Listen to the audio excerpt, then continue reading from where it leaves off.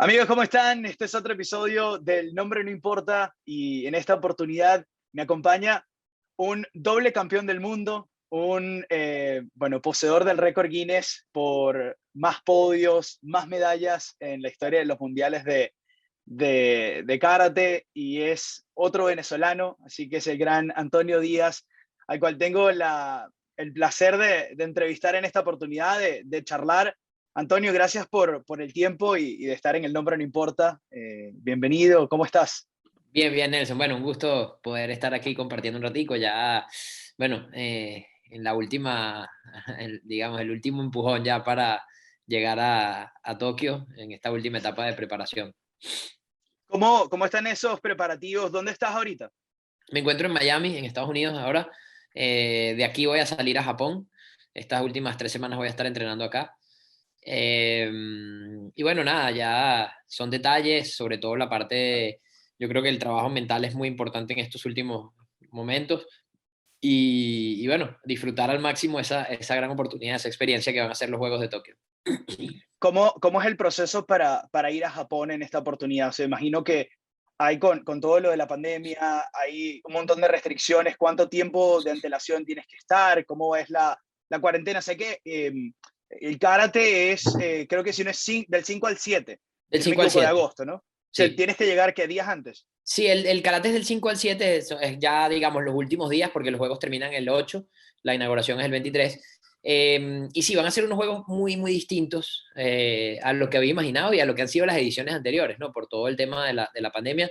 Además que, bueno, el país organizador y el comité organizador, o sea, en Japón, han tomado con mucha seriedad, ¿no? Porque, bueno, vemos Claro. este fin de semana yo estaba viendo por lo menos aquí en Estados Unidos los trials de gimnasia y veías mucho público en el estadio, ¿no? Bastante normal, ¿no? Ya el público en Japón para estos juegos prohibieron la entrada de público extranjero. Va a haber público local, el aforo de 50% en cada uno de los estadios. Y bueno, las medidas están bastante estrictas porque la idea de un poco de los japoneses es tratar de evitar al máximo el contacto entre todas las personas que van a los juegos y los residentes, pues, del el Claro. pueblo de Japón. Entonces, va a ser muy estricto, tenemos que llegar con bajar una aplicación donde tenemos que estar haciendo un reporte prácticamente 14 días o 15 días antes de viajar.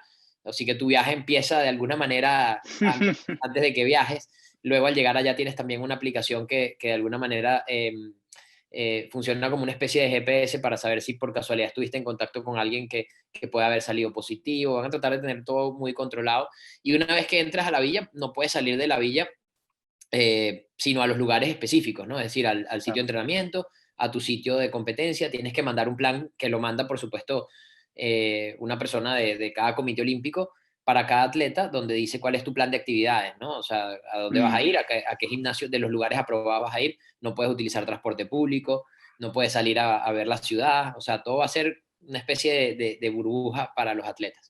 Y como tú decías, bueno, va a haber un tiempo o un límite de tiempo para estar en la villa, para tratar de no congestionar, de 5 días o 6 días, dependiendo de las diferencias horarias de los países, 5 a 6 días antes y 48 horas después que termine tu competencia debes retirarte. En mi caso, tengo una excepción, porque yo voy también bueno, voy a estar Como, como abanderado de la selección de Venezuela, claro, claro. entonces tengo que estar en el desfile de inauguración, pero puedo entrar a la villa antes porque también voy como candidato a la comisión de atletas del Comité Olímpico Internacional. Entonces, esta figura de ir como candidato me permite estar todos los juegos dentro de la villa. En esta especie de burbuja, pero puedo estar adentro porque las votaciones son dentro de la villa y de alguna manera votan todos los que van a estar participando durante los juegos. Entonces, a los Claro. candidatos les dieron esa oportunidad para tener un poco de contacto con todos los participantes que van a estar pasando por la villa, pues. Exacto. Que no pase por debajo de la mesa que vas a ser el abanderado de Venezuela. O sea, que no pase por debajo de la mesa porque, eh, o sea, podemos a poner en la magnitud de lo que significa esto. Está debutando el karate en estos Juegos Olímpicos. Es un debut que no se sabe, bueno, no es una presencia permanente, pero va a tener esa primera presencia. Tú tienes en esta disciplina toda tu vida y sin duda el logro primero, bueno, como deporte, como disciplina, lograr estar en los Juegos Olímpicos y ahora también ser en tus primeros Juegos Olímpicos el abanderado de Venezuela. Yo quiero saber cómo fue la noticia, o sea, cuando te lo dijeron, porque obviamente fue también una votación, ¿no? Entonces creo que fue bastante, bastante bonito que fuese elegido, ¿no? Por las personas, por tus Sí. compañeros, por las personas que van a viajar. Sí, sí, yo creo que bueno, eso, además de participar, que eso me tiene muy, muy, muy Claro. contento, el hecho, y yo soñaba pues con esa posibilidad de ser abanderado, yo tuve la oportunidad de ser, he tenido la oportunidad de ser abanderado en otros eventos, Claro. tal vez lo más cercano había sido los Juegos Panamericanos del 2003 en Santo Domingo, que bueno, para mí fue una emoción inmensa cuando entré ahí al estadio, todo el estadio lleno, llevando la bandera. Entonces, yo decía, wow, soñaba con eso en unos Juegos Olímpicos y que se pueda dar es muy, muy bonito. Ya el año pasado, cuando logré la clasificación, bueno, muchos periodistas deportivos, gente que conozco y que aprecio mucho, empezaron a lanzar nombres, ¿no? Y muchos ponían mi nombre. eh, y bueno, para mí eso es muy valioso, ¿no? Que las personas que han estado cubriendo el deporte por tantos años, personas que saben muchísimo, personas que admiro mucho profesionalmente, me estuvieran como postulando, pues, de alguna manera, ¿no? Como un posible abanderado, era para mí un orgullo, pero sé que la delegación tiene una gran cantidad de atletas bueno, que han hecho también cosas importantísimas por el deporte venezolano. Tal vez la persona que veía como, vamos a poner, a decir el término de rival, pero para nada había, Claro. La nada había un amenaza. tema de, sí, para La nada había una amenaza. rivalidad, era Yulimar, ¿no? Por todo lo que ha hecho y bueno, de verdad es increíble, o sea, yo soy fan número uno, ¿no? O sea, yo creo que tener en un deporte un atleta que esté dominando de esa manera, es, bueno, es un orgullo, ¿no? O sea, cada vez que sale a competir, yo, wow, y cuando veo a la gente le digo, no, tenemos una campeona en salto triple, que eso es medalla seguro, o sea, que no solo la medalla, ¿no? Sino yo creo que la posibilidad de que haga historia y deje récords increíbles, ¿no? Entonces, bueno, estaba como esa competencia y yo decía, wow, bueno, está difícil porque ella como tal vez esa medalla tan segura puede ser una opción de ser abanderado, ¿no? Recordemos que tampoco no hay unas reglas, ¿no? Para quién va a ser el Claro. abanderado, ni una regla para escogerlo. Hay países que lo escogen de una manera, otros de otra. Entonces, pero en Venezuela ya desde hace unos años, creo que desde el 2008, se hace una votación a través de la página del Comité Olímpico Venezolano, digital, y también en algunos estados, en centros deportivos, también se hace presencial. Esta vez fue un poquito más reducida la presencial por el tema también de la pandemia, pero se hace esa votación digital y también, bueno, votan los periodistas, vota la Junta Directiva del Comité Olímpico, vota también la Junta Directiva del IND.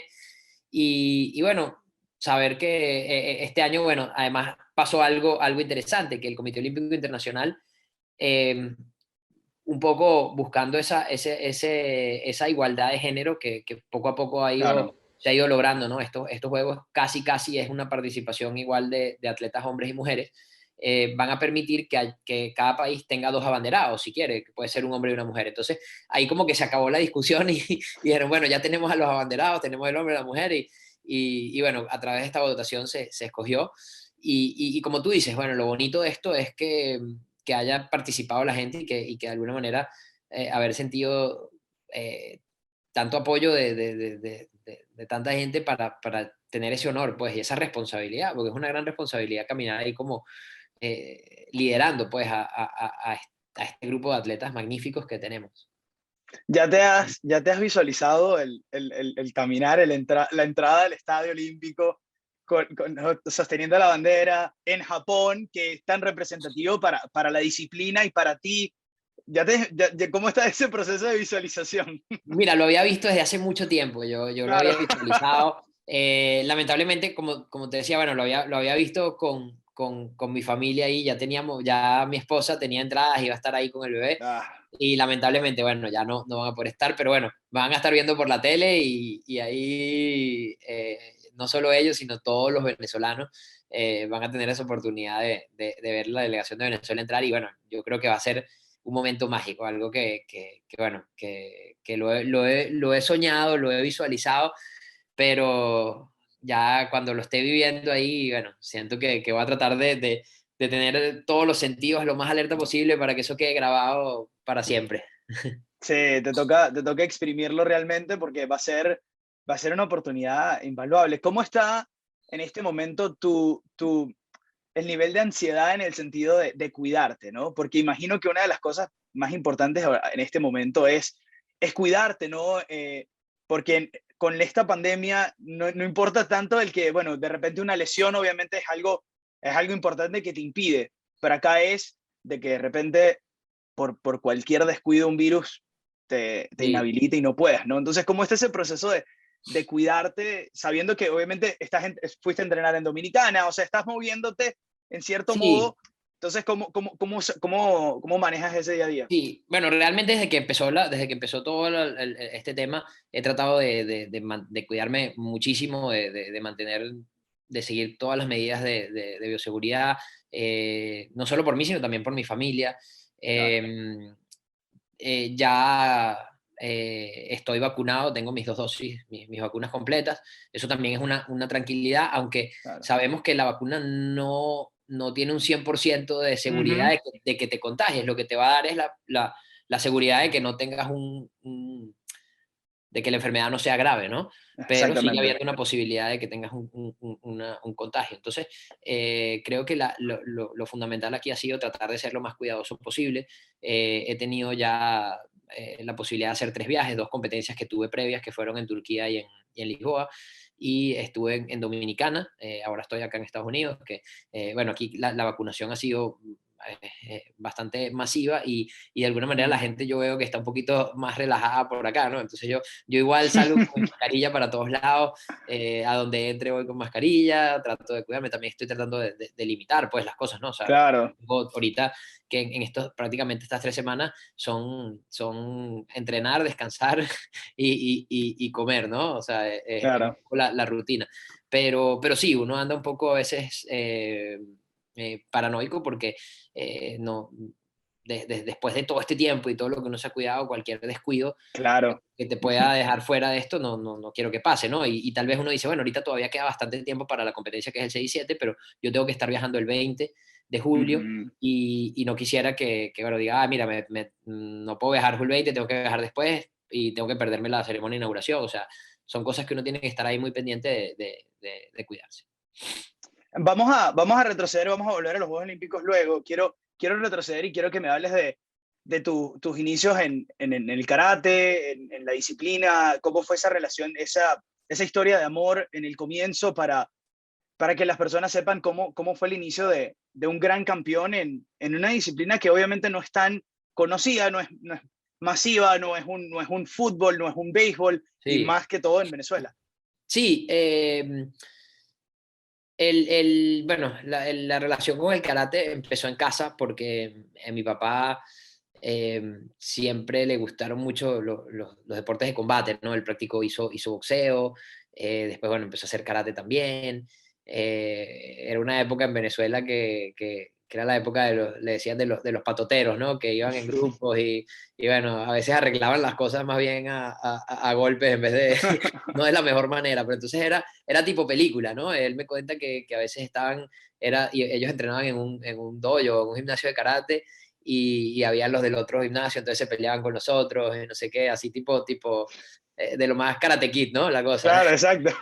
Este, pero bueno, nada, él muchas veces por el trabajo o no tenía tal vez tiempo de ir todos los días, pero él siempre ha sido muy constante de hacer su ejercicio, de hacer practicar, y practicaba en casa. Entonces, eh, empecé imitándolo de alguna manera ahí en casa cuando él entrenaba, muy pequeñito, en ese momento para que te aceptaran en una escuela de karate. Creo que la edad mínima eran 6 años. Entonces al principio él estuvo enseñándome un poquito en la casa, vio que me gustaba y dijo, bueno, cuando ya vio que tenía la edad para que me aceptaran, me llevó, y desde ahí, bueno, lo comencé a practicar, primero como un juego, como una Claro, disciplina de hobby.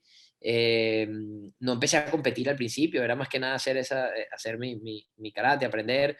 Eh, yo nunca, de niño, fui un niño tal vez muy atlético, entonces más bien me costaba un poquito, y el karate me ayudó pues a mejorar.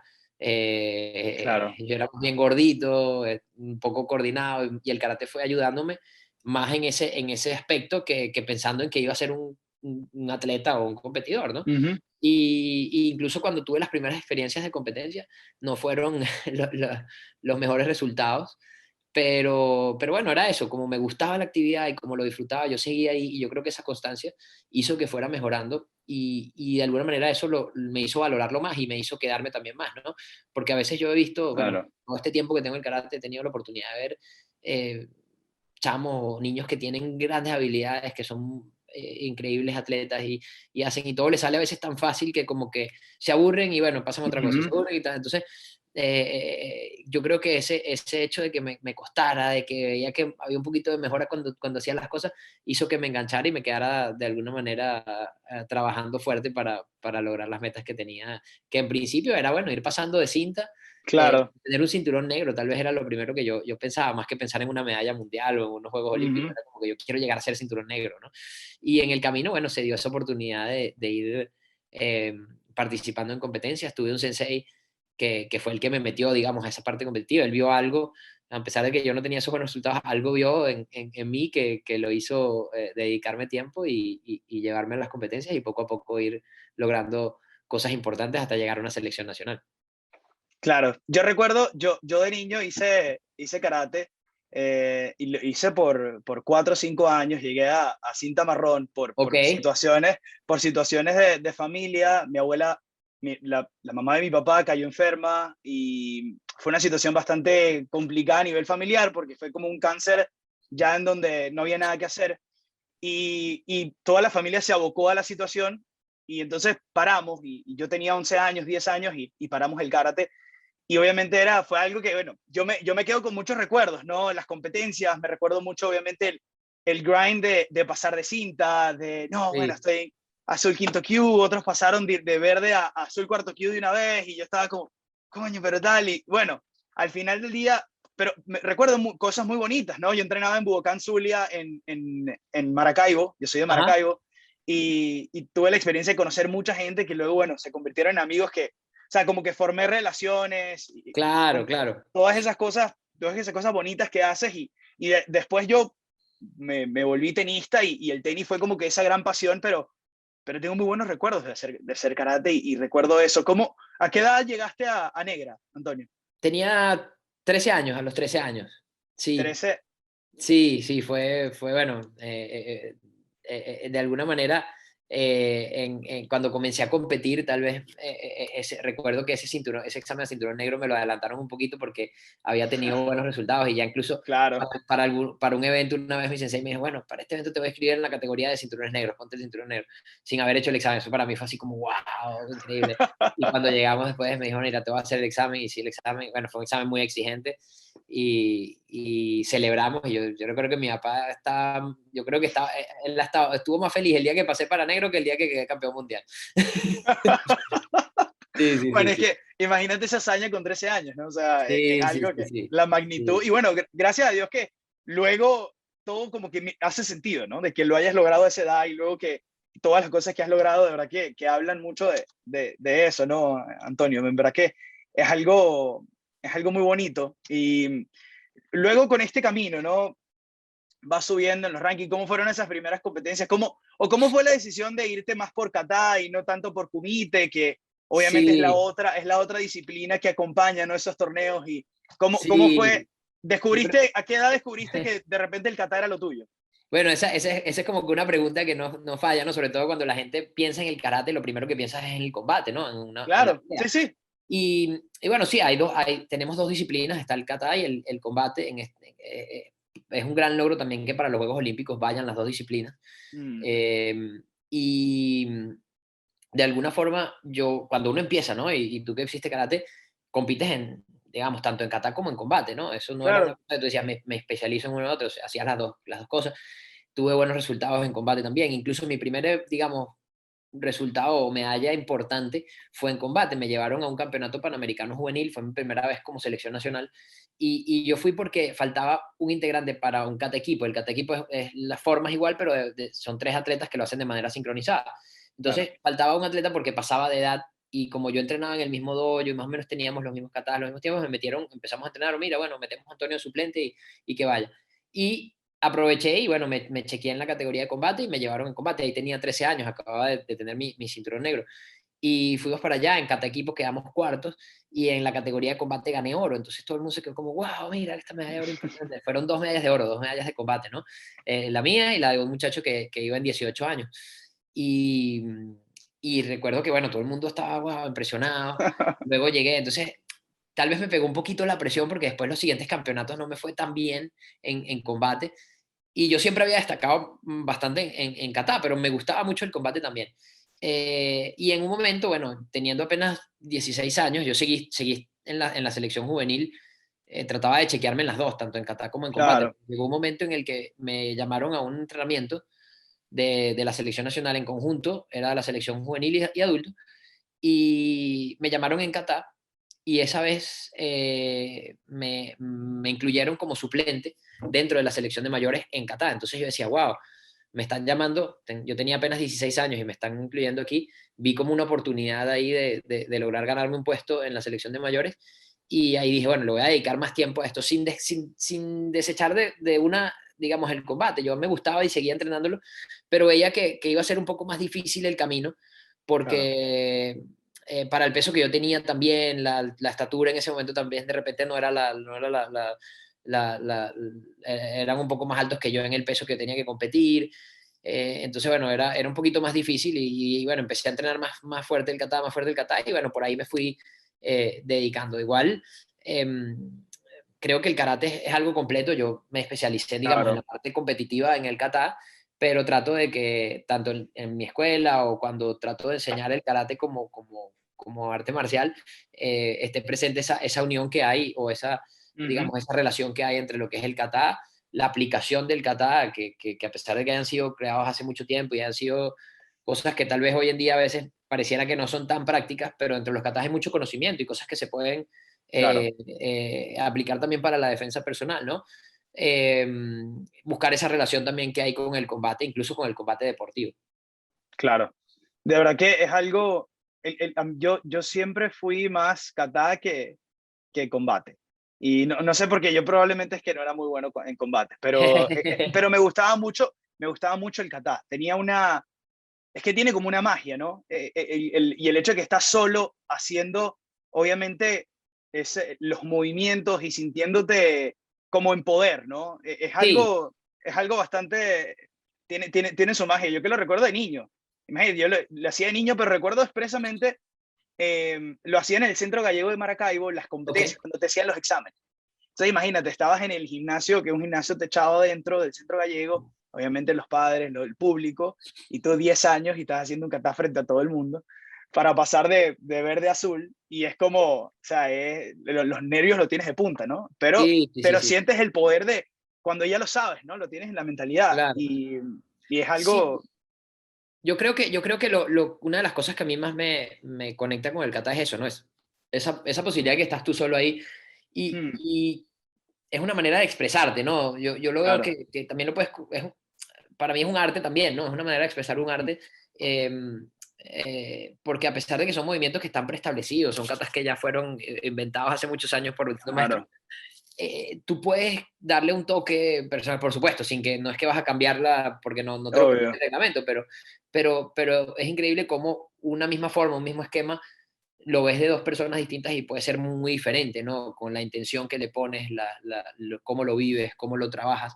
Entonces, eso me parece bien bonito del kata y esa relación con uno mismo, ¿no? Esa lucha con uno mismo para concentrarte, para centrarte en ese momento es fuerte. Y sin decir que una cosa es más fácil que otra, porque todo tiene sus dificultades, creo que hay una cosa que pasa en el kata, que tal vez en el combate no pasa, que es que tú puedes de repente salir en un combate, ir perdiendo, salir un poco mal y retomar el ritmo sí, y volver a ganar. El kata no hay margen de error, ¿no? En el kata es un pequeño error y ya eso te puede costar completamente igual, bueno, en combate un error también te puede costar, pero digo, aquí es algo que mentalmente tienes que trabajar mucho porque tiene que ser claro. todo muy preciso y muy perfecto.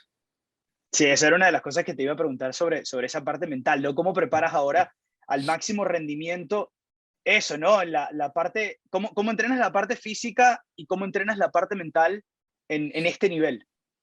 Mira, yo siempre he utilizado mucho la técnica de visualización. Creo que me ha funcionado bastante bien. Y, y hoy en día, bueno, estoy también incluyendo algunas técnicas de meditación, la respiración Claro. es muy importante, tratar de controlar mucho, porque en ese momento cuando estás ahí solo vienen muchos pensamientos, vienen muchas cosas Mm, que te pueden sacar del foco que necesitas, pues. Entonces, yo creo que eso es muy importante. Pero hay algo que siempre repetía mi maestro, ¿no? Cuando entrenábamos en Japón. Él decía, el mejor entrenamiento mental es entrenar fuerte. claro.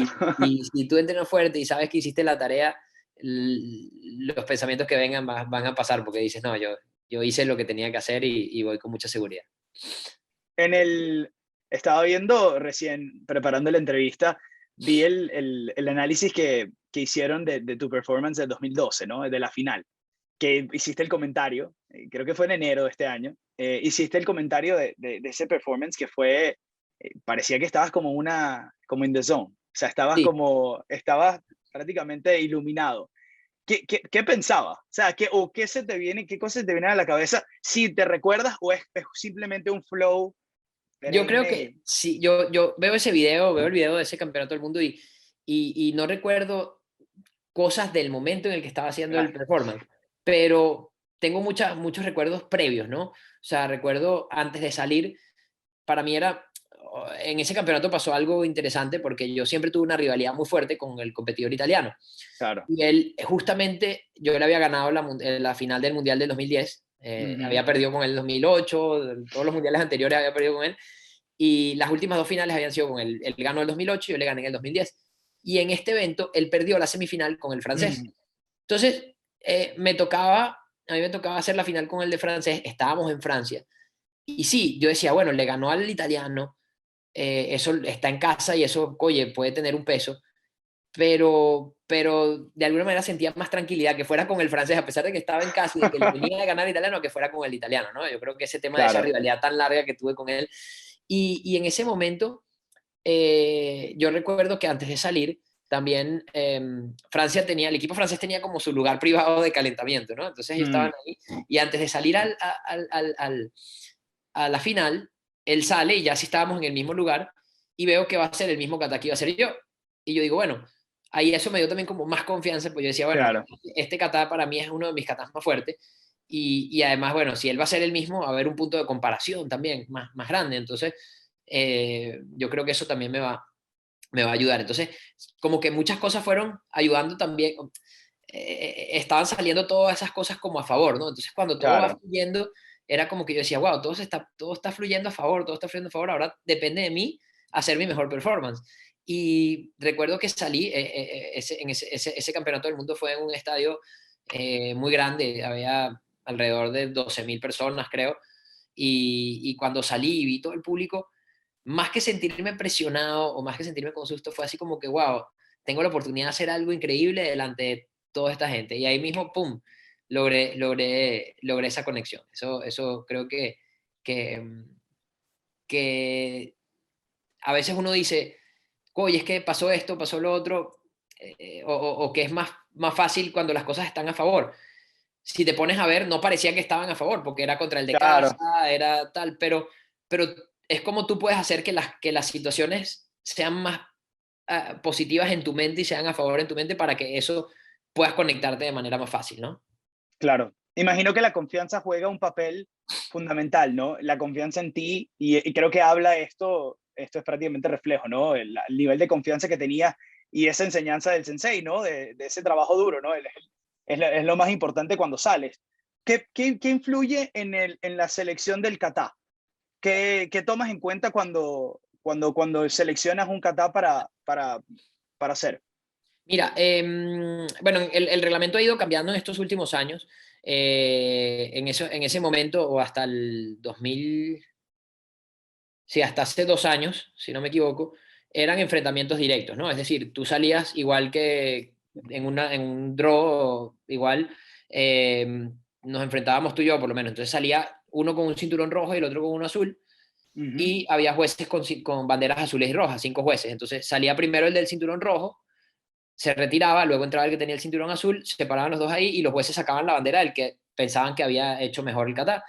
Entonces ahí avanzabas a la siguiente ronda. Entonces no tenías oportunidad de repetir katas. Cada kata que usabas en una ronda ya no lo podías volver a usar. Entonces eso requería mucha estrategia, ¿no? Porque te Claro. podía tocar de repente un competidor muy fuerte en una primera ronda, pero sabías que tenías después otro más adelante. Entonces por ahí ibas un poco escogiendo los katas. Hoy en día lo cambiaron a puntuaciones, hacen grupos Mm, entre 8 y máximo 12, de donde seleccionan 4 que pasan a la siguiente ronda y se van mezclando con los otros 4 para hacer otros grupos de 8, hasta llegar a los últimos 2 grupos, a los 16, ¿no? A los últimos 2 grupos de 8, y de ahí las 2 mejores puntuaciones van a la final, y luego va el segundo de un grupo con el tercero y cruzado el otro por los medallas de bronce. Entonces, ahorita tienes que hacer menos katadas. Ahora Igual no puedes. entiendo, perdón que te interrumpa, Antonio, ahora entiendo por qué cuando estaba revisando los resultados del 2018, vi que quedaste quinto, y yo decía, pero ya va, porque estoy en semifinales, pero entonces o sea, fue como que en ese tercer lugar hiciste otro duelo, ¿no? Había como dos enfrentamientos más. En el del Mundial del 2018. Sí. No, lo que pasa es que el Mundial del 2018 fue el último por banderas. Ahí, Ah, ok, ok, ok. claro, ahí yo perdí la semifinal con España, y en karate hay 2 bronces siempre. O sea, Claro. los 2 que llegan a la final, tanto en kata como en combate, en ese momento hacían una repesca todos los que perdieron con los finalistas, Ah, claro. y quedan 2 bronces. Entonces, yo fui el último que perdí con el español, y el turco ganó los siguientes combates y tuvo que hacer conmigo el bronce, y perdí con él el bronce. Entonces hay 2 terceros y luego hay 2 quintos. Por eso es que Claro. es quinto. Sí, sí. Ya Porque entendía, ya. técnicamente no hay un cuarto, sino 2 terceros. Exacto. Yéndonos al 96, que fue tu primer mundial. Fuiste con 16 años, ¿no? ¿Qué Sí. recuerdas de ese momento? Yo siempre digo que ese mundial para mí fue como ir a Disney.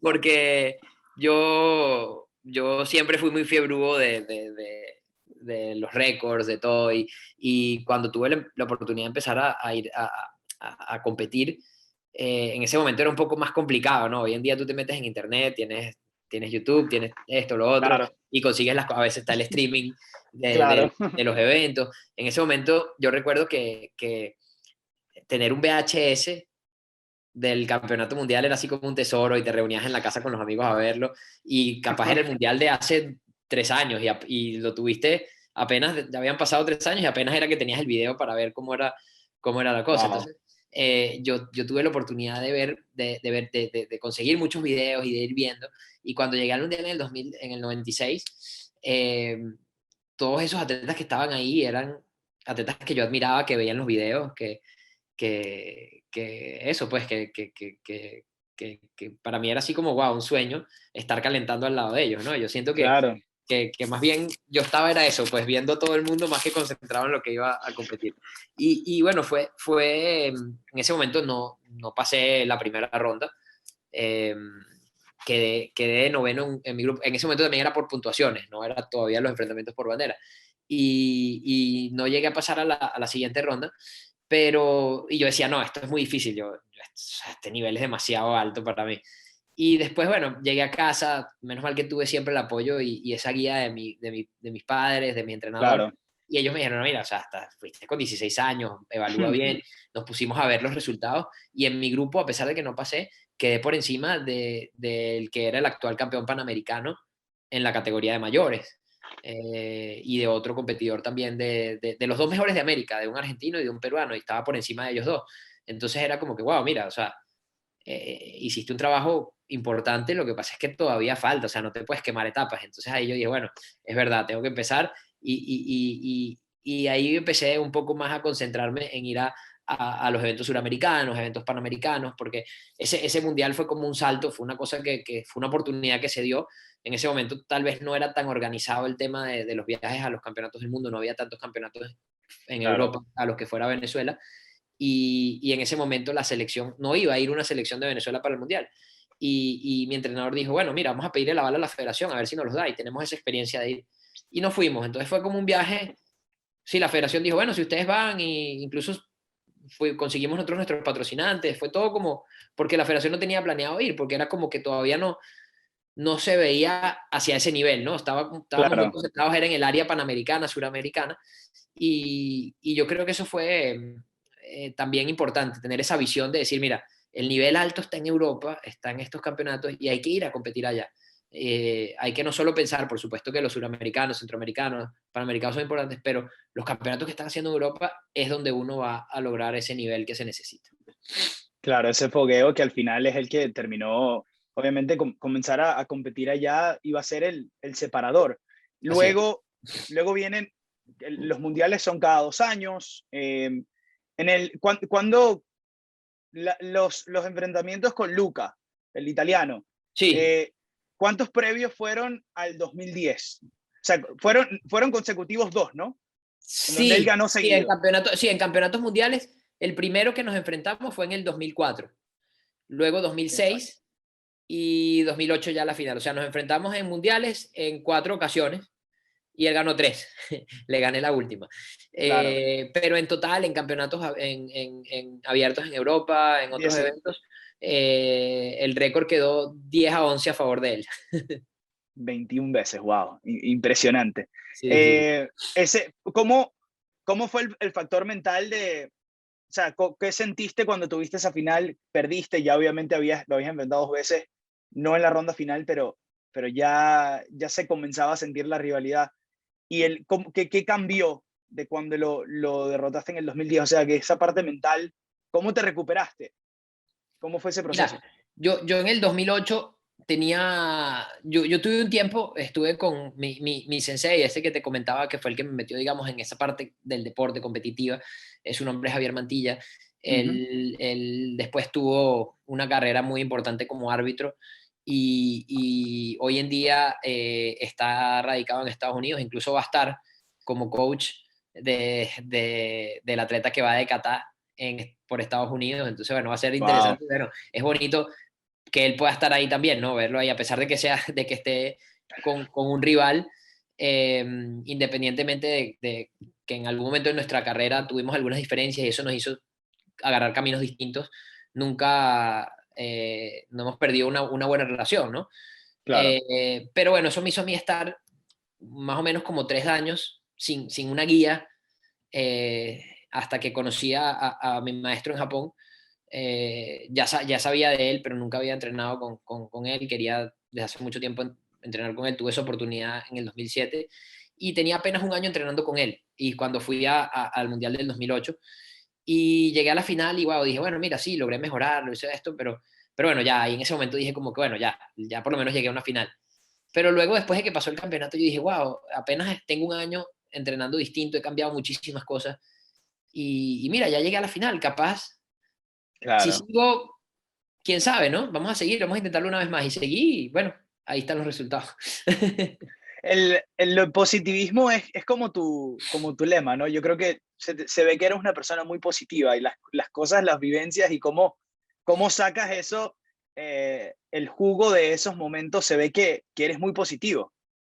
Sí, yo creo que sí, y además una cosa que lo veo cuando miro atrás, ¿no? Y veo lo que he podido lograr, es la constancia y la perseverancia, porque sí, cuando te pones a ver, en la balanza hay muchas más victorias que derrotas, pero también hubo muchos momentos difíciles, duros, en donde tal vez he podido decir, bueno, ya hasta aquí, pero yo decía, no, yo quiero llegar ahí, puedo hacerlo, y me caí una vez y subía 2 escalones, me caía uno para atrás y subía y ahí iba. Y yo creo que esa perseverancia y esa constancia es lo que me ayudó a llegar hasta ese lugar. Y lo lograste 2010 y luego lo ratificaste 2012 en donde arrasaste. Récord perfecto en todas las rondas. O sea, de verdad que fue como que o sea, dijiste que uno siempre dice el dicho de lo difícil no es llegar sino mantenerse, y tú lo hiciste de manera espectacular porque ya lo venías haciendo, final, campeón, y campeón en donde se hiciste como el año de Steph Curry cuando, o sea, que Sí, sí, sí, ganó sí. el MVP y luego lo ganó un año. Exacto, sí, sí, sí, fue un campeonato donde yo creo que todo, como te decía, ¿no? Todo salió perfecto, como lo había visualizado, el entrenamiento también fue muy fuerte. Ya en ese momento, el competidor de Japón, yo le logré ganar en la semifinal, apenas estaba comenzando, es quien hoy en día es el actual campeón del mundo, ha ganado tres mundiales seguidos. Después de ese campeonato mundial en el 2012, yo tuve la oportunidad de competir al año siguiente en dos eventos importantes que fueron los Juegos Mundiales, que era para nosotros lo más parecido a los Juegos Olímpicos, y unos juegos que hicieron con deportes de combate, ¿no? En esta ocasión también el karate, bueno, por supuesto tenía también el kata, pero lo llamaban Juegos Mundiales de Combate.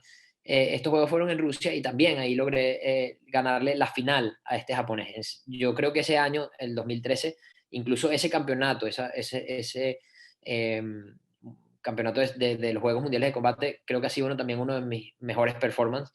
Y mucha gente siempre me dice, wow, ese kata fue muy impresionante. Y me sentía muy bien, yo decía, bueno, voy muy bien. Y tal vez analizando un poco lo que ha sido mi carrera, yo diría que, bueno, ahí es algo que no es que ya uno pueda cambiar, pero digo, bueno, ahí tal vez hubiese hecho un poco distinto, más bien siento que ahí pequé un poco de confianza y decidí Claro, dejar de ir a algunos eventos de la Liga Mundial, porque dije, bueno, me siento bien, gané estos eventos, necesito un descanso, ¿no? Y empecé como a dejar de ir a algunos de estos eventos en donde el japonés, donde el español comenzaron a tener un poco más de, de, de roce, de fogueo, los árbitros también comenzarlos a ver. Y cuando quise retomar a principios del 2014, al principio, oye, tuve un traspiés en uno de los eventos, también tuve una falla en una de las primeras rondas y perdí con un competidor que no debió perder y yo, wow, fue como, me desequilibró un poco, pero el evento previo al campeonato mundial, que era el del 2014, lo gané, le gané también a todos los que estaban de Europa y me fue muy bien. Y para el mundial, bueno, es como cuando tú dices, bueno, te pasan todas las cosas también negativas. Llegué, me fui a Europa un poco antes a prepararme y creo que, bueno, entre el viaje, los cambios de clima, el horario, me agarró una gripe muy, muy fuerte y estuve, bueno, la semana antes me costó muchísimo entrenar, luego estuve con muchísima tos, el día antes de la competencia casi no dormí. Entonces, cuando fui a competir, sentía que físicamente no estaba al máximo, pero también mentalmente no estaba conectado, porque era como que decía, bueno, no me siento bien, no sé cómo hacer las cosas. Y sí, gané la primera ronda, me tocó también un sorteo bien complicado, en la primera salida con un italiano, ya no era el mismo, era la generación de relevo, pero tenía de coach al, al al mismo. otro, ¿no? Entonces era una presión también tenerlo ahí todavía de entrenador del otro. Y este muchacho venía de ser campeón de Europa, o sea, entró nuevo y ya era campeón de Europa. Me tocó en la primera con él y le gané muy apretado, ¿no? La gente estaba como que, wow, mira, más bien algunos decían, oye, ahí le dieron porque es el campeón, ¿no? O sea, estaba... Bueno, yo decía, bueno, tengo que seguir demostrando. La segunda ronda fue con el español, que actualmente es el número uno del ranking. En ese momento él era subcampeón de Europa. A él sí le gané un poquito, de manera un poco más convincente. Luego me tocó una ronda relativamente fácil. Y ya a los cuartos de final me toca con el de casa, que era un alemán, que tampoco era un rival que tal vez pareciera de los más complicados. Y ganándole a él me tocaba con Egipto en la semifinal. Yo veía al egipcio mucho más difícil de ganarle que el alemán. Entonces, bueno, creo que ahí utilicé una estrategia también un poco errónea, confiada en utilizar un kata más corto. Y como también venía, que no había demostrado, digamos, mucho en las otras rondas, había sido un poquito, perdí por un resultado también ajustado, un 3-2. Y en ese momento yo sentí que todo se me derrumbó. Y fue así como, wow, se acabó esto, no pude revalidar el título, perdí con el que no tenía, le había ganado los dos más difíciles y perdí con el que no tenía Claro, que perder. Y yo decía, bueno, él no le gana al egipcio y por supuesto voy a quedar fuera, pues, porque ya no va a tener oportunidad de ir a la repesca por las medallas. Y bueno, le ganó al egipcio en la semifinal. Eso me permitió hacer dos encuentros más para buscar la medalla de bronce, logré el bronce. Y en ese momento mi maestro recuerdo que me dijo, bueno, hasta aquí ya, no se logró, es mejor que ya nos concentremos en otro tipo de entrenamiento, en hacer otras cosas, en trabajar de otra manera. Y, y yo dije, bueno, sí, está bien, tengo que cumplir con algunos compromisos de la selección, que eran unos Juegos Centroamericanos y un campeonato panamericano, y ya me retiro y me dedico, digamos, a entrenar para ser entrenador, para formar otros talentos. Y al año siguiente, en mayo del año siguiente, falleció mi maestro y eso me dejó un poquito como fuera de balance, ¿no? Porque me quedé como que, bueno, ¿ahora qué hago, no? Porque la idea era entrenar con él, el entrenamiento iba a ser distinto. Y entonces, bueno, me sentía un poco como eso, pues, como perdido. a Y la tenía, deriva. y tenía esa sensación de que mi último mundial había sido, no había sido satisfactorio, ¿no? No por el resultado, Claro. sino por cómo me sentí. Entonces dije, bueno, nada, yo voy a intentar, voy a ver si intento ir al próximo, y ahí sí, ¿no? Que era 2016. Entonces comienzo a entrenar, comienzo a prepararme. En los primeros eventos me fue muy, muy mal. Eh, no quedé entre el podio ni en las medallas, como por 3 eventos. Y ya luego, a mediados del 2016, fui a un Open en Austria y gano la final, le gano al Español. Luego voy a Alemania justo antes del Mundial y también gano la final.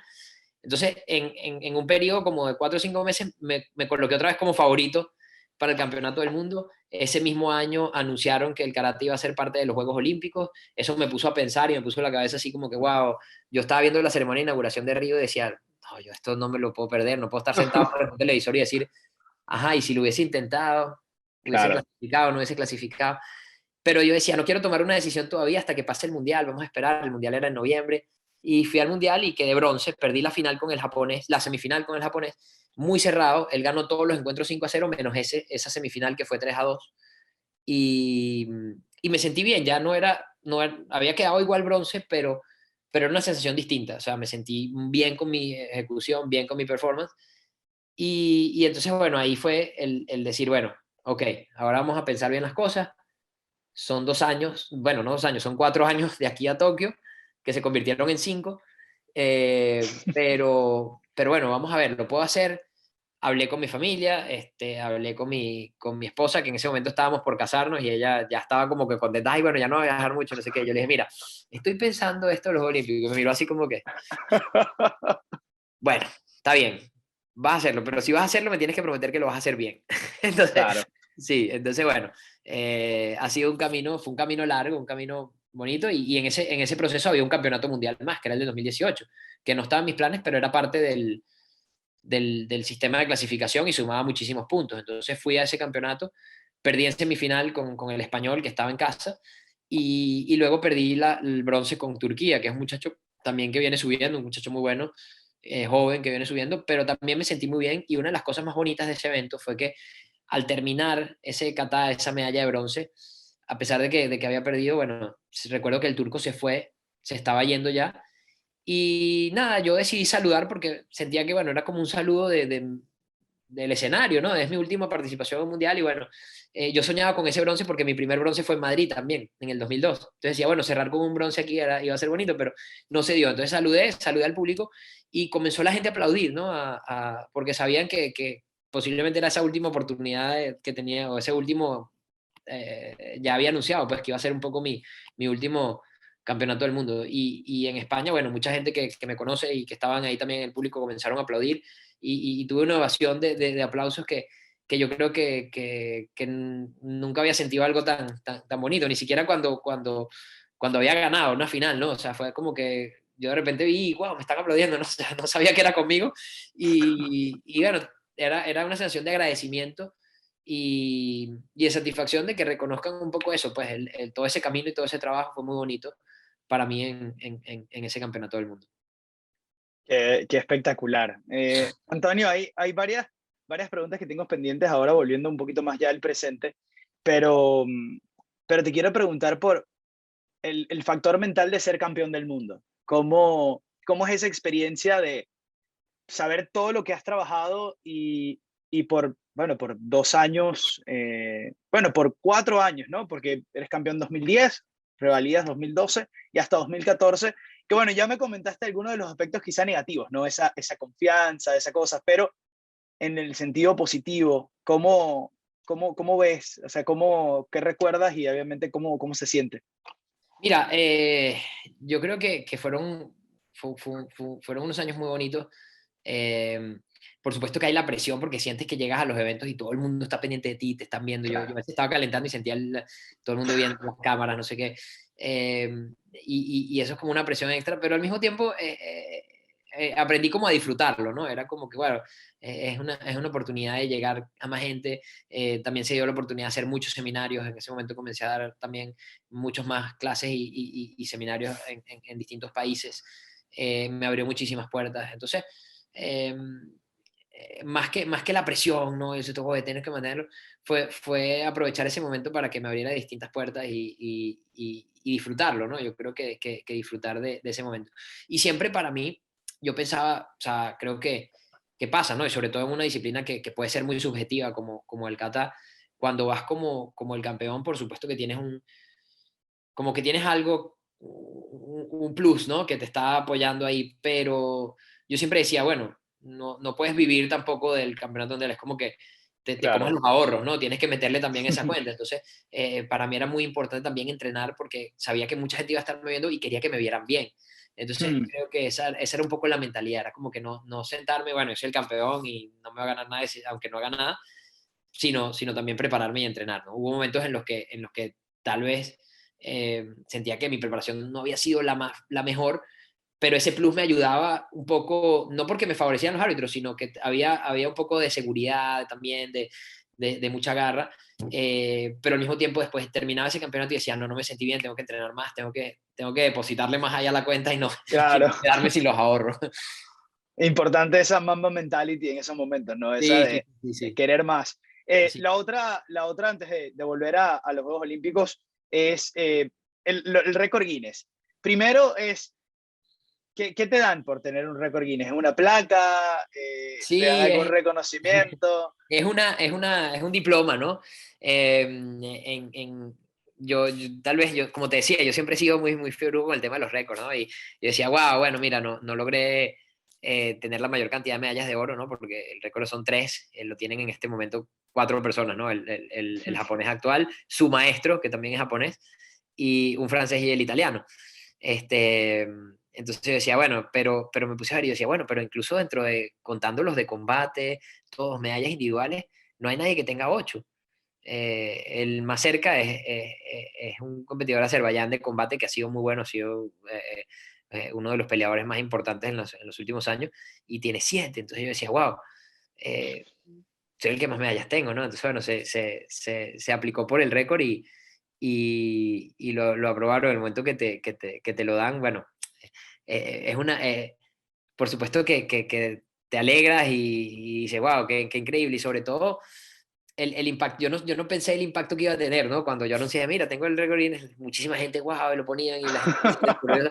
Porque claro, uno siempre ha visto, el récord Guinness es algo que va como más allá del deporte, ¿no? O sea, Claro. la gente lo Ujú, conoce porque hay récord de Guinness de infinidad de cosas y cosas a veces que tú dices absurdas, pero eso lo ha ujú. hecho que sea algo muy masivo. Entonces, claro, cuando tú dices que tienes un récord Guinness, es como dicen ellos te dan una placa y te mandan un diploma que te dice, You're officially amazing. Entonces, como que tú dices, bueno, sí, soy amazing, ¿no? Para la gente eres amazing porque tienes un récord Guinness. Entonces, claro, no es un récord con el que yo decía, bueno, con algo con lo que yo soñaba, decía, quiero llegar a tener un récord Guinness, pero bueno, se dio en el camino y es bonito tenerlo ahí como parte del currículo, ¿no? Totalmente, totalmente, ¿no? Es Y algo, es eso, algo pues te da un impresionante. alcance. Había mucha gente que tal vez como que no conocía de repente mucho sobre el karate y al tú tener el récord Guinness decía, wow, mira, pero tiene un récord Guinness, entonces, a ver qué es lo que has hecho y tal. Y eso te hace llegar también a más personas, ¿no? No, y es algo impresionante, ¿no? O sea, la mayor cantidad de medallas a nivel individual, mantenerte por tantos años, 12 mundiales, o sea, Antonio habla maravillas, de verdad que sí. O Sí, sea, sí, sí, yo la creo que longevidad, exacto, no es fácil porque además son 8 medallas de manera consecutiva claro. y estamos hablando de que eso, pues que el campeonato del mundo es cada 2 años, entonces sí, a pesar de que no pudieron ser todas de oro, yo creo que poder estar tanto tiempo entre los primeros tres del mundo es de alguna manera refleja pues la You're constancia, ¿no? amazing, you're amazing, you're visually amazing. Antonio, hablemos de Tokio y esos grandes competidores. Obviamente el sueño es una medalla, es lograr una medalla para Venezuela en esta oportunidad. El japonés va a estar en casa, eh, pero bueno, también puede ser ese factor de doble filo de la presión, ¿no? O sea, tienes que perform en este momento, pero en casa. Claro. Y obviamente está el español, o sea, están los competidores que ya tú en el 2018, en el 2016 ya veías que venían, ¿no? Ya los tenías ahí en el retrovisor y ya estaban contigo. ¿Cómo te sientes entrando a estos Juegos Olímpicos en relación con tu competencia y cómo, cómo está el nivel de confianza? Mira, yo creo que una de las cosas más importantes para mí fue clasificar de la manera que lo hice, que era en la primera etapa, que era en el ranking. En la primera etapa Claro, del ranking entraban 4 atletas. Y yo creo que eso, entré de tercero, entró el primero fue el español, luego el turco, y de tercero entré yo, y cuarto el italiano. Entonces, ser el tercer atleta clasificado por ranking para mí era, porque bueno, el japonés no contaba para el ranking, ¿no? Él entraba por sede, pero haber sido el tercero mejor no japonés para mí era,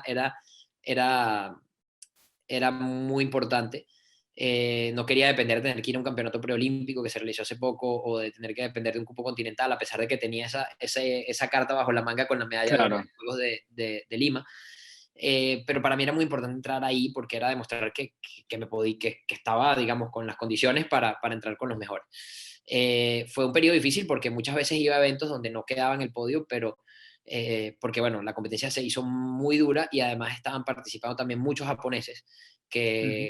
que a veces llegábamos a las semifinales, al grupo de 16, y estábamos hablando que entre esos 16 eran 8 o 9 japoneses, 3 turcos, y estaba el español, estaba yo, estaba el italiano, y de repente se colaba algún otro. Entonces, mantenerse ahí entre esos 16 fue clave para poder acumular los puntos necesarios, eh, para clasificar por ranking.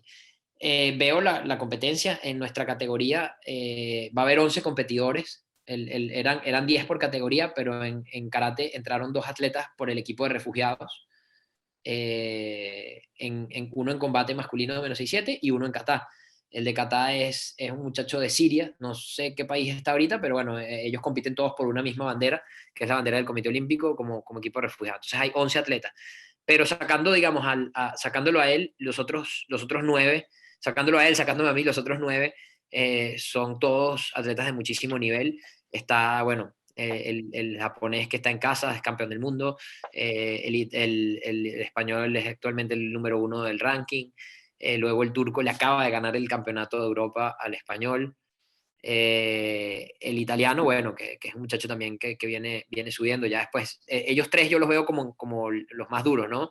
Luego vendría el italiano, Estados Unidos, que es un muchacho también joven, que yo le gané la final de los Juegos de Lima, pero que ha mejorado muchísimo en estos últimos años. Es un muchacho que viene trabajando muy fuerte también. Luego está Corea y Taiwán, que también están muy bien de nivel. Está Alemania, que es el alemán que me ganó en esa oportunidad aquel Mundial de 2014. eh, y Kuwait, que entró por un cupo también continental. Entonces, creo que el nivel está bastante bueno. Por supuesto que hay como distintos grupos, pero vamos a tener que esperar qué tal el sorteo. Yo creo que va a ser un torneo muy exigente. Eh, pero hay posibilidades, pues yo me siento con la confianza de poder lograr una medalla. Eh, Incluso no descarto, no digo, bueno, no es imposible soñar con estar en lo más alto del podio. Sé que es muy, muy difícil, muy complicado, pero no hay imposibles, ¿no? Es trabajar y bueno, la competencia, como tú dices, en ese día puede pasar también cualquier cosa, ¿no? Entonces, es importante estar preparado para cualquier situación y entregarse al máximo. Yo creo que lo más importante es salir de ahí y decir, mira, di todo lo que tenía que dar, me siento satisfecho con lo que hice, y ese para mí va a ser el resultado más importante. Sí, el envío anímico de ir como abanderado, con la confianza y con el entrenamiento, y creo que al final todo va a hablar allá en Tokio y obviamente yo te deseo que te lleves la de oro. Gracias, Así, gracias. más nada, más nada. Antonio, para ir cerrando, la influencia que has tenido en Venezuela en cuestión del karate, cuando hablas de, obviamente, un país que, bueno, no reflejado, o sea, yo veía el medallero de los Juegos Mundiales, de los Mundiales de karate, y ver que Venezuela tiene 17 medallas en total, ¿no? Y que 8 son tuyas. Habla de la contribución que ha hecho Antonio Díaz para una disciplina que obviamente no es la más grande en Venezuela, pero que sin duda alguna se ha masificado en cierto modo por tener una figura tan importante como tú. ¿Cómo te has sentido con esa nueva responsabilidad, ¿no? De ser esa cara de todo un país. Mira, para mí es, bueno, es una responsabilidad, es un compromiso, pero creo que lo disfruto. A mí me parece es bonito ir a los eventos y que se te acerquen los niños y quieran tomarse una foto contigo, que te digan que te admiran, que quieren llegar a donde tú has llegado. Y para mí eso es importante porque ser un buen, ves que tienes un poder de influencia importante. Entonces, em, yo creo que cuando asumes eso, esa influencia que puedes tener para otros de manera positiva, tratas de aprovecharla al máximo, ¿no? Entonces quiero poder darles ese buen ejemplo a las generaciones que vienen. Que también, bueno, creo que el hecho de poder hacer que el karate sea, ponerlo un poco más en la boca de la gente, ¿no? Y el interés también de que la gente vaya a practicarlo, para mí es importante porque yo lo veo más allá de la parte deportiva, ¿no? Para mí el karate, por supuesto, con el deporte ha sido muy importante también, pero siento que hay muchas herramientas dentro del karate que van más allá de que aprendas a tirar un golpe, una patada o de ganar una Claro. medalla, ¿no? Es los valores, es la disciplina. Y, y así como, bueno, fíjate como tú me dices, ¿no? Yo practiqué karate, o sea, a mí me pasó algo, me pasa siempre algo muy interesante, que siempre que hablo con alguien me dice, yo practiqué, o yo tenía un sobrinito que practicó karate, o yo no sé o sea, no es un deporte masivo a nivel de medios, pero Exacto. creo que es un deporte que sí es muy practicado en Venezuela, Ujú. eh, y que se ha masificado muchísimo y se ha ido masificando también en los últimos años. Eh, y eso, bueno, ahí hay un gran potencial para la formación también de personas, ¿no? Pero por supuesto, a nivel deportivo me gustaría que poder contribuir más en lo que me retire. Creo que bueno, no es secreto para nadie que Venezuela hemos tenido una situación muy complicada en los últimos años y eso ha hecho también que, que un nivel que logramos alcanzar, porque bueno, nosotros yo creo que prácticamente entre el 2000 y 2006, 2007, 2008, tuvimos como el mejor equipo de América, porque tuvimos esa visión de comenzar a ir a campeonatos en Europa. En Claro. ese momento, a pesar de la situación del país, creo que muchas federaciones estaban recibiendo eh, dinero para los viajes, para las competencias, y por suerte tuvimos una federación que estaba haciendo las cosas bien a nivel de cómo manejar el tema de los campeonatos, ¿no? O sea, muchas veces incluso, aunque el dinero no saliera a tiempo, la federación tenía algunos recursos para cubrir y luego que le reintegraran el dinero. Siempre tuvimos llegando a hoteles donde estábamos bien, no tuvimos problemas con los viáticos, que pasaba con muchas otras federaciones, muchos otros atletas. Pero Claro. bueno, luego la situación y la crisis en Venezuela se fue complicando cada vez más y por supuesto eso ha afectado, digamos, a todos los sectores y vemos como hoy en día, bueno, es difícil que una selección grande pueda viajar, entonces muchas veces los atletas están buscando ayudas o patrocinios, sobre todo en las categorías juveniles, ¿no? Eh, Creo que se ha mantenido cierta ayuda con atletas claves, con atletas emblemáticos, pero con la masificación creo que ha sido difícil. Y bueno, como te he dicho, digamos, con las cosas que han pasado, siempre trato de buscar la manera o qué se puede hacer de manera positiva, ¿no? Y creo que una de las cosas es tratar de formar instructores, de formar personas. Tengo una escuela en Venezuela Ujú. eh, donde mi idea también es eso, es formar no solo competidores, sino formar otros instructores que podamos ir, digamos, poniendo alrededor de todo el país para que formen no solamente atletas, sino a buenas personas y de alguna manera, bueno, comenzar a ver cómo se puede ayudar para que las selecciones juveniles tengan mayor apoyo para poder cumplir con fogueos y que eso nos permita tener un mejor nivel a futuro. Sí, sin duda. Imagínate lo significativo que es para un chamo, ¿no? Que está comenzando, que de repente tiene ya un nivel importante y tener ese mentoreo de tu parte, ¿no? Pero te tienen también las condiciones que estar dadas, ¿no? Para que tú estés tranquilo de poder ir allá y poder estar en la mejor, o sea, en las mejores condiciones y Sí. con las cosas garantizadas. Pero bueno, normalmente estas entrevistas, el nombre no importa, se tienen más, se tiran más por el lado personal. Pero, Antonio, tú vas a competencia en ya menos de un mes, en un mes, y necesitamos que estés como venezolano y como todos, que estés concentrado.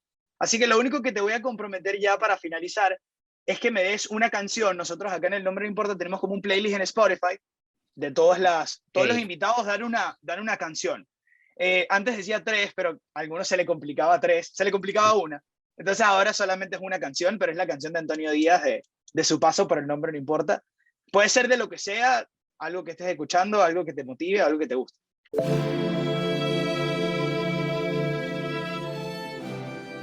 Mira, últimamente cuando me han preguntado por canciones, ¿no?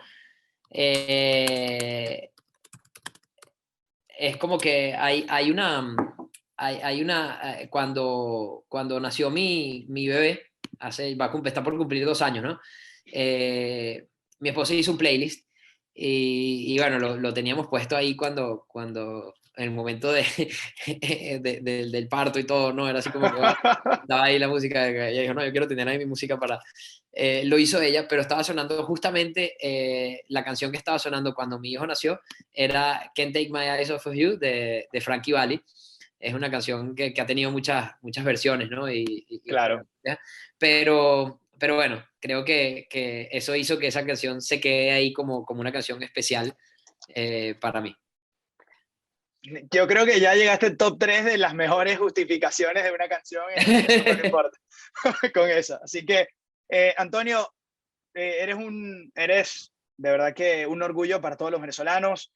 Tu humildad, tu trabajo, tu sacrificio, el hecho de que te hayas mantenido y tengas esta longevidad y que vayas a competir en los Juegos Olímpicos como el abanderado y además como uno de los competidores, como uno de los contendientes, habla muy bien de ti, muy bien del trabajo que has hecho y para mí ha sido un placer tener la posibilidad de conversar contigo de esta forma, un poquito más larga, más distendida, pero espero tener la oportunidad nuevamente con Antonio Díaz como medallista de oro olímpico. Así que espero que tengamos la oportunidad en otro momento de volver a charlar, pero te deseo todo el éxito del mundo. Muchas gracias. Muchísimas gracias, Nelson. Igual para mí fue un placer y bueno, súper contento, ¿no? De haber tenido esta conversación tan amena y tan relajada. Un gusto. Fue el episodio número 78 del Nombre No Importa. Amigos, nos vemos por acá en otra oportunidad. Chao, chao.